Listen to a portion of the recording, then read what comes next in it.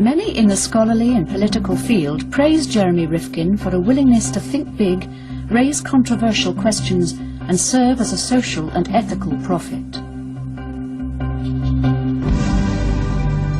A new economic system. Well, I think there's going to be serious challenges ahead, but I think we need to understand that this Napster-Bertelsmann model represents the emergence of a new economic system that's as different from market capitalism as market capitalism was different from the mercantilist economy that preceded it.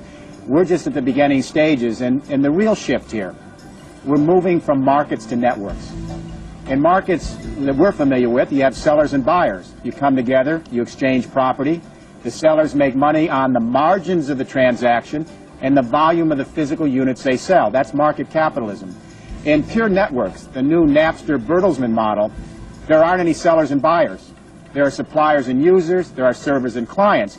Property still exists, but it stays in the hands of the producer, and it's accessed by clients on a just-in-time basis through memberships, subscriptions, leases, and retainers. You pay for the flow of the experience over time. You do not pay for the physical object that's transformed in space. The Napster debate is just one of many that Jeremy Rifkin has made headlines with.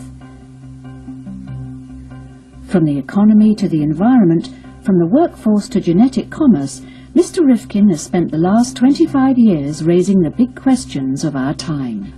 Why would anyone want to own anything in the 21st century when everything that we produce is immediately outdated or updated? Will the mass release of thousands and thousands of genetically engineered life forms into our biosphere cause genetic pollution and irreversible damage to our planet? The information superhighway will create jobs, but at the expense of what jobs that will be lost. What are the risks in attempting to create a perfect human being?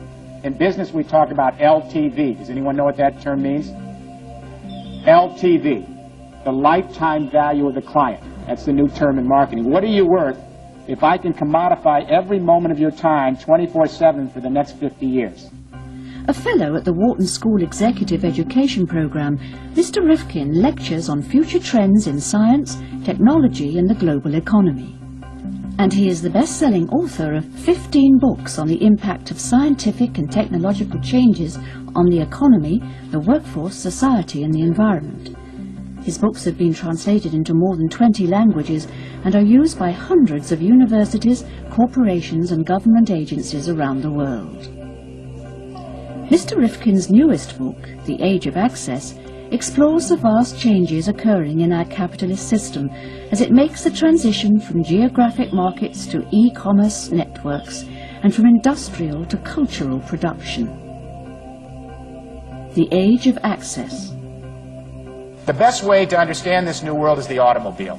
You could make the case that the automobile was the quintessential product of the 21st century industrial capitalism, the centerpiece. Second most important piece of property we own. I was with the CEO and his staff of Ford Motor Company, Italy, last month. I spend about 2 weeks a month in Europe, 2 weeks a month here every month. I spent a lot of time with European businesses. We had about 400 people in the audience, all the distributors, and I started my talk by saying, listen to me clearly, all you people at Ford. Ford Motor Company, if it had its choice, would rather never sell another car again. That's the difference between a market and a network. In a market, the only relationship Ford has with you is when they negotiate the transfer of the car. Ford would much rather that you lease their car. Then you're paying 24/7 for 2 years for the experience of driving rather than for the vehicle. The renewal rate on leasing is 54%.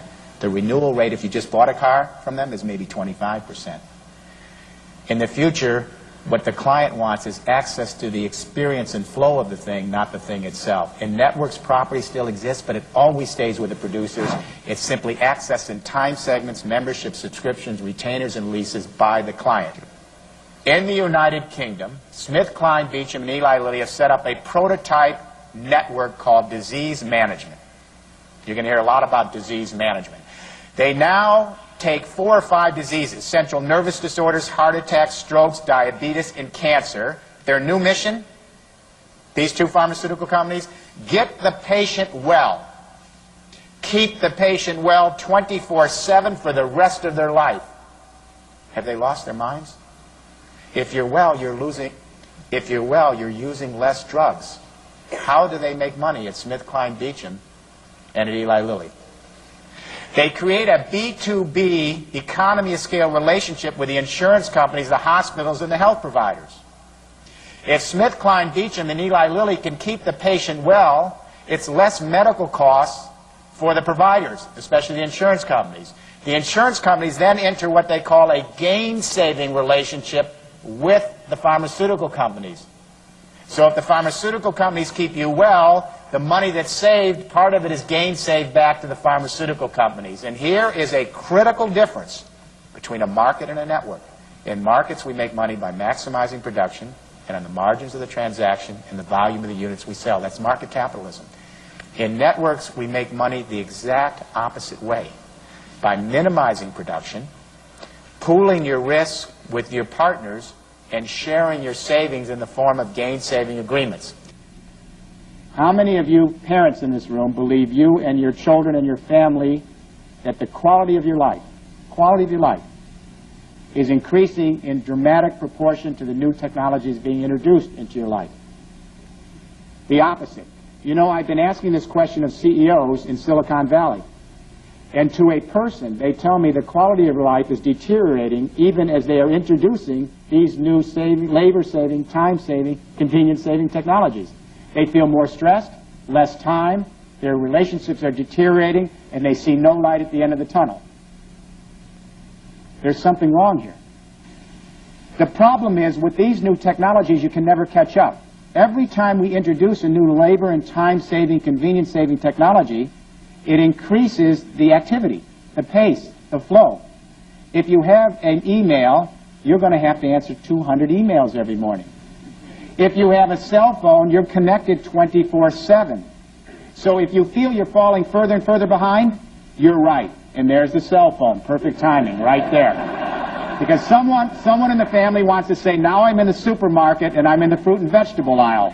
I want to let you know about that. So, would you ever would you ever treat someone you care for efficiently? Honey, I love you, so I'm going to maximize my output in the minimum time, expending the minimum labor, energy, and capital on you. That's how much I care for you. Well, we laugh nervously, but we have introduced quality time in our relationships with our family. What we're going to have to do in the 21st century is let the machines be hyper-efficient. Then we're going to have to develop a set of time values that's more in line with our sensibilities as empathetic human beings with each other. There's nothing wrong with efficiency, but we should keep it to our machines and balance it with sufficiency in our human relationships. The problem is we have yet to develop a social vision powerful enough to match the capability of this technology revolution. Be clear what I'm saying here. We're on the cusp of a great technology revolution. But if you read Bill Gates and if you read the other futurists, they have yet to introduce the landscape for a new social contract that would be powerful enough to match the technologies and allow us to leap forward in a renaissance in the 21st century. The result, we're falling further behind, and we feel we can't catch up, and we see no light at the end of this tunnel. It's going to be up to legislators, and it's going to be up to entrepreneurs and citizens and professionals to begin to wrestle with developing that new social landscape so this technology can work for us and not against us.